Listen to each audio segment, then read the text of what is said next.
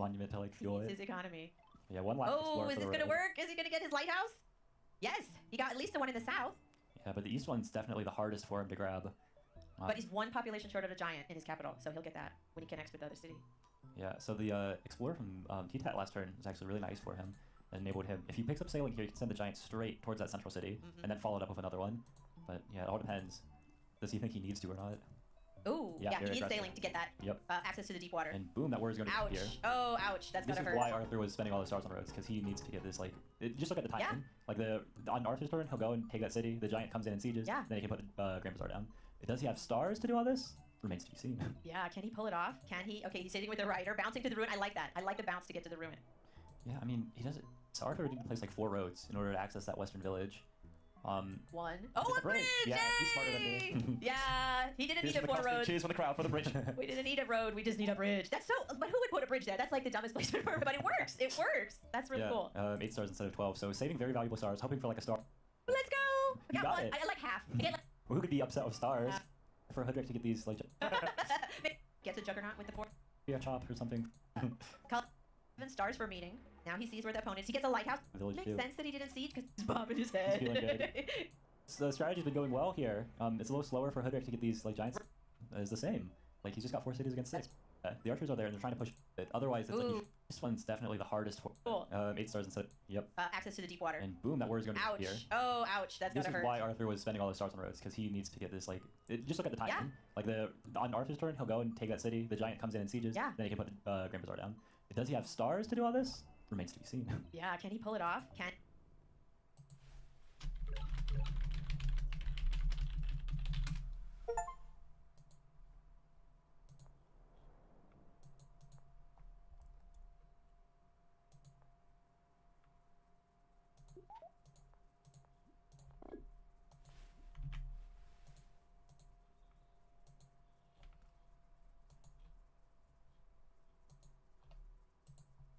And he's sitting with the rider, bouncing to the ruin. I like that. I like the bounce to get to the ruin. Yeah, I mean, he doesn't. So Arthur would need to place, like, 4 roads in order to access that western village. One. Oh, a bridge! Yeah, he's smarter than me. Yeah, he didn't need a 4 roads. Cheers for the crowd for the bridge. We didn't need a road, we just need a bridge. That's so, but who would put a bridge there? That's like the dumbest placement for but it works. It works. That's really cool. 8 stars instead of 12, so saving very valuable stars, hoping for, like, a star ruin in the center. See, that's the kind of, like, problem-solving, critical thinking that takes these guys to the next level. They think of these solutions that were like, oh, I didn't think of that. But if you look at it, if he goes ahead and picks up hunting, he's got a population of 2 monuments, like the Park Fortune they just got. He's doing the math. How can I get a giant there? Yeah, is he? No, he's not thinking about getting a wall, certainly. He's counting. 1, 2, 3. Look at his fingers. Yeah, you can see him, like, go to his forehead. And he has time. He has almost 4 minutes on the clock. If he wants to take some time to do some math. This is another thing about, like, I mean, the riders are a great strategy. Like, you'll see them in, like, 24-hour, like, correspondence games, too. But, yeah, he's getting the wall. He's getting the wall. Okay. So let's talk about this. Like, we all never see, it's very rare to see a wall in this level games. But in this, it pays off. Because if you get a wall, you don't get the 5 stars back. But if you keep the city, then it's better than the 5 stars. Yeah, so the cities already give a little modest defense bonus to units like warriors and riders of, like, 1.5 times. The wall bonus is significantly more than that. This juggernaut is not able to kill the warrior anymore. Really sort of stronghold city in the center of the map. Yeah, he cannot afford to lose this. And he sees, like, both of the juggernauts, so it's not just a matter of I push your one giant and then, like, I'm fine, I have more cities. He needs to defend this whole push. And we're seeing, T-Tat's trying to dominate from in the water, which was how he, ended up winning that first game. But it's in a little weaker position. He doesn't have the economy, the markets to support it. He doesn't have the markets yet. Well, you said this before. It's great having a navy, but if you don't have the economy to pay for those strong naval units, getting on the water first, not always right. You got to have a lot of income to pay for those naval units. Yeah, so long as T-Tat is able to take the scout, maybe another scout, the 2 juggernauts, and, like, steal the city from Arthur, he'll be fine here. If he's able to, like, prove it. Otherwise, it's like you should put your money in market. He moved the giant to the middle, so maybe he's going for the other city. We'll see. All right, what's Arthur gonna get? Oh, whoa. Shaking his head. Trade. That is not useful at this point. You can't really use markets unless you have tier 3 buildings like sawmills or forges, so not really useful at this point. This is kind of a specific thing, too. We were practicing both his matchups, like Omaji and Hoodrick last the hotel lobby. The same thing happened. I'm playing Hoodrick against him. He gets a trade ruin. He's like, ha, it's really nice. And then he's like, wait a second, this is terrible. This I'd is rather not have good. anything else. This would be really nice later, but not now. I can't use it. I want mathematics before trade if I'm choosing. Yeah. But yeah, I see a little head shake there. He's like, oh. Especially in a map like this where, the market spots are not the most obvious. He'd rather have, like, stars just to get a giant in that center city. His focus has got to be on defending from these giants. He can get his own giant. Okay, are we going to see? He has another monument, right? Yeah, the Grand Bazaar. He hasn't used it yet. And right away into the giant. So, yeah, T-Tat's been putting a lot of stars into the water and not so much on the archers. Now, he's just last turn, you see, on those... Yes, now he's getting more cities. archers. Yeah, the archers are there and they're trying to push in, but they're just not in time to start shooting the giant right now. So Arthur's more than happy. What you don't want to happen is get like a giant and then it just gets shot over and Right, over again. but there aren't enough archers in range. He does have the scout, right? He could make more scouts to shoot from the water. Yeah, so Arthur's trying to get the giant when he still can, and ideally his setup is the giant is behind the city, so that when something sieges, the giant helps in clearing it off. He's got the wall there to help, like, if he trains some defenders. He can move his juggernaut to damage both those rafts. They're vulnerable at this point. Yeah. But it's almost like a trap. You want to send your giant over there to deal with the rafts? There's probably better use for them. Okay, he did. He wants to, like, shut Arthur completely out of the water. Arthur, he set up his giant. It could have gone south and then southwest, or south, and it's gone southeast instead, which indicates it's headed towards the port, which T-Tat's trying to counter with. You've got your juggernaut, I've got mine, that's going to hit it, and then the scouts to back it up too. So making things difficult for Arthur on the water. But I mean, still the problem is the same. Like, he's just got 4 cities against 6. That's what I was just thinking. He doesn't have his markets. He doesn't have the classic Hoodrick market. Not yet. Maybe soon, but not yet. I don't see any sawmills. He's not. I'm not even sure if it's a not yet thing because he's done a lot of things that are characteristic of just like I don't see a potential in it. Now, like the overlaying markets, they were not super great on this map. Yeah. Just like where the cities were set up, where like some water tiles are, the forest. So we may not see markets from Hoodrick, at least not for a while. Well, like if he's going to markets, he needs map, and then also like riding and roads and trade, and with like the 16-star economy while he's also trying to support. Like his you said, navy. he went into navy. Yeah, like I think he chose something that's very different. Arthur goes for archery. So they both have archery. They both have the defense bonus on forests. Yep. And archers are great for countering the giants, so probably that's what Arthur's going to use his. Well, I think it was a nice tactical play to keep Arthur's giant out of the water. Oh, what's he going to get? Stars. I'm going to say stars. Oh. Population. Well, that's also very nice. I think you've been wrong every single time you've guessed. Yeah. Doesn't stop me from trying. But yeah, it was a nice tactic to shut Arthur out of the water there. But like strategically, Arthur's saying, and then what? Like I just put my giant on the city. Like you can't siege my city, and I just enjoy the stronger position that I've given myself. Right. Arthur can. This is so interesting because this is not how we usually see either of them play. But Arthur kind of has the comfortable, like I can take my time, I can build up my cities, and Hoodrick has to be a little more aggressive. Yeah, an aggressive Hoodrick. It's not what we usually see. A Hoodrick aggressive on water. Like this is not typical. No markets.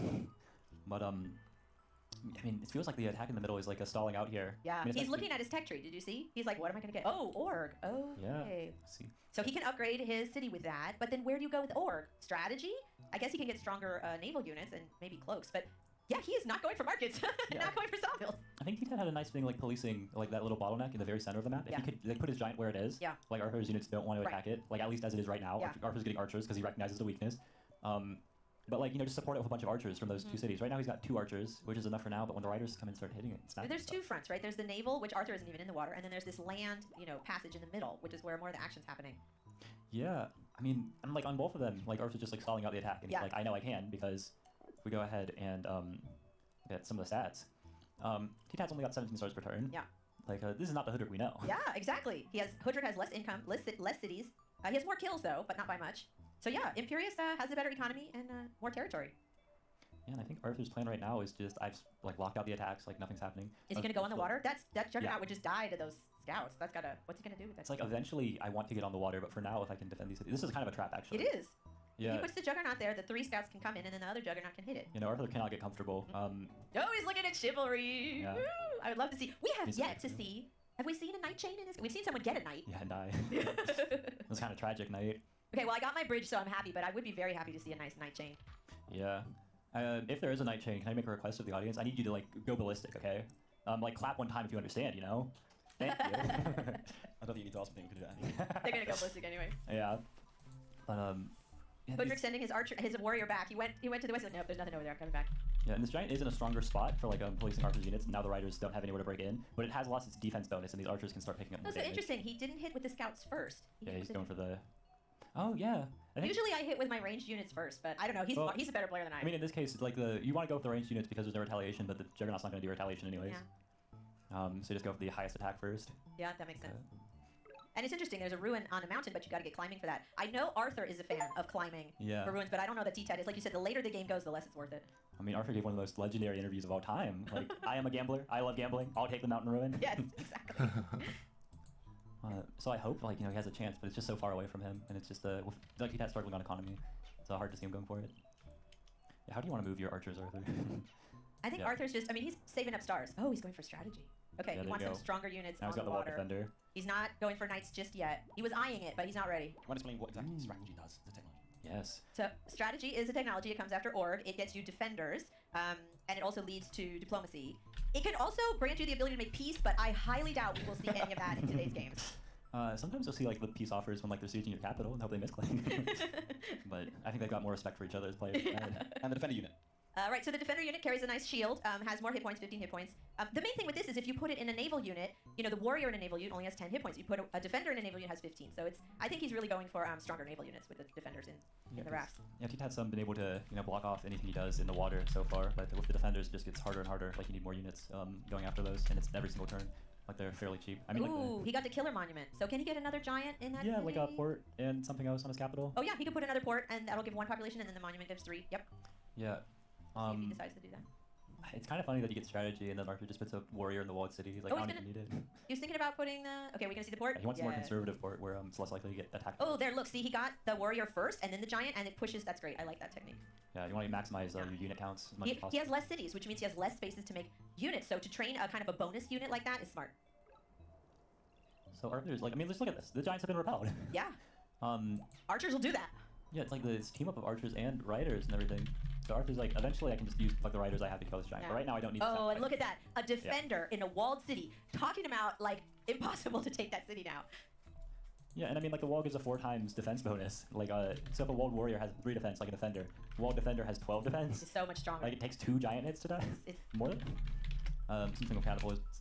But I mean like the giant's nowhere even near the city anymore. This game is great. I really enjoy it. This is different. You know, this is not the playbook that we usually see with Hoodrick, and this is not the playbook we usually see with Arthur and Imperius, but it's nice. Like, they're flexing their, you know, different options, which is really, honestly, the funnest thing about Polytopia is you can do different things, try different things, and every player will tell you, like, yeah, I'd rather have a game where I'm, like, considering all my different options than just doing the same thing over and over again. Yeah, I mean, really, like, Arthur's showing why he's, like, you know, best of the best, like, why he made Top Cut, why he's first seed here, because, I mean, this is, like, a tribe that requires, like, a lot of skill to pilot. Like, we were talking about with Luxador, too. It was, like, how versatile it is. You need to know what you're doing in order to use it, but when you do, like, you get into positions like this, where, like, you know, there is this lake here, but it doesn't really matter. Hoodrick in their lake, I don't care. Oh, look, he's going for navigation? Okay, let's... He's gonna try a bomber here. Wow. Yeah, big splashes. Oh, so we should say bombers, right? When they hit, they do this area of effect. So that's really powerful. And the bomber is safe. You know, it cannot move and attack. We talked about, like, giants can't move and attack on the same turn, but that giant, that splash damage, the area of effect is really strong. Big ooh from the crowd as well. Yeah. Yeah. And this is, like, you know, one of the reasons you really like to have control of the water. Once, like, you've shut down their access to, like, the ports and stuff, you start setting up your bombers in places, like, their land units can't reach, and, like, all their units that you've been... Oh, together, rammer like, break time. through. Rammer time. Stop, rammer time. Now, the rammer's nice because, like, Yeah. you know, a defender raft, you know, takes some hits, like, whatever. This takes just 1 more hit. And especially if you're looking at keeping track of the health of these scouts, all 4 of these scouts combined aren't enough to take out that rammer. You gotta ask, like, was navigation for that 1 bomber worth it? Because, yeah, it damaged a lot of units, but he's not making a dent in that walled city. I mean, it's all, like, what are the options here? There's an option, like, you can go for the bomber. There's an option, like, I don't even know what else. Like, you could try to go for markets, but, like, your economy's so low and, like, it requires so much tech up front to, like, get that started. And, like, the market spots, like, because you weren't playing for them earlier, they're just not super impressive anymore either. Nope. The only person who might get markets is Arthur at this point, but he doesn't have any of the buildings, so no. I don't know. They're not... Again, this is really a different type of game. I'm enjoying this. Yeah, maybe T-Dat could have gone for, like, a knight instead of into navigation. Yeah. Like, you know, picks up the chains against the raiders. I'm really questioning that navigation play. I mean, again, that splash damage is really fun, but was it the right choice for this map? I don't know. Yeah, I mean, it was definitely a lot cheaper than the knight, and it's going to be proving its value because it's just going to keep splashing and splashing over and over. And, you know, the big advantage of the bomber against the knight is that it came out, you know, this turn. So, boom, another big bomber. You've got 2 problems that Arthur's giving now. Like, the rammer can take from all these scouts and their problems, so you're going to put your juggernaut to kill the rammer, or are you going to deal with my own juggernaut now? Like, Arthur just kind of sat around and waited until he had this. Like, he's, you know, overloading his opponent now. Yeah, he could bide his time and wait. Again, he's kind of playing the long game. Arthur's building up his cities, getting more troops. He has more cities to train troops. He can get more of an army.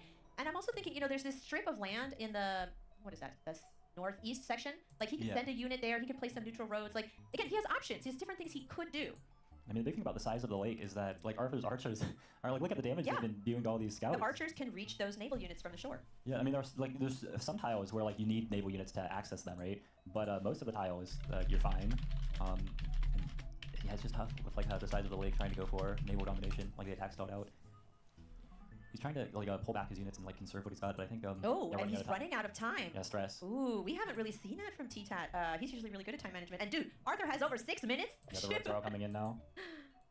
Look at those neutral roads. So we should talk about this, right? So if you place a road outside your territory, either player can use it, but in this case, Arthur's using it to move in closer. That's great. And boom, another big rammer. The first one is already a problem, and like the scouts are just disappearing. So we've got a couple juggernauts, but I mean Arthur's navy's even improving. Like it seems like it's a turn or two away from like being better than. Yeah, Hoodrick has to worry about his bomber, but he's got his juggernauts lined up to protect the bomber, but those scouts are pretty weak. So Arthur's making a move on the water. Wondering if he would have liked to have sailing and like gotten a big splash. I mean it's kind of using a lot of health on the next turn with that juggernaut. No, he's gonna pull it back. What? Whoa. Why did he moved it back? Yeah, it's kind of like a don't need it in the water thing. Like it's not really doing anything there. He's pulling his other units back. Is he going to put the defender in there? Okay, defender, rammer. The rammers, like a rammer archer combo is doing more for him in the water. Isn't that interesting? Yeah, like the defender rammers are replenishable. Like you can just train more of them. The giant not so much. And it's more defender rammers with archers. Like what an interesting combination. Yeah. He doesn't even need scouts. He just has archers. And this is kind of something like beautiful. Like not all lakes maps have these like little lakes that are like actually relevant. Some players might choose to just ignore them. Yeah. But you get into these like naval battles that like navy versus land and stuff like this. But it's more dynamic. It's navy plus land. It's really cool. Yeah. Let's see a little splash. Now he's put his he's placing these juggernauts carefully because they are vulnerable to these archers and everything. Like he would probably love to move this juggernaut to splash both of these, but he's more worried about taking damage from the archers than the single like juggernaut hit, not juggernaut, rammer hit. Yeah, he's trying to train some. Yeah, he's got to train archers around his city. Like he's pop captain this eastern city. You know, it looks like T-Tat's like playing defensive now. I have to say, it looks like Arthur's really moving in. Yeah, how does he want to get the siege under? And there's a possibility for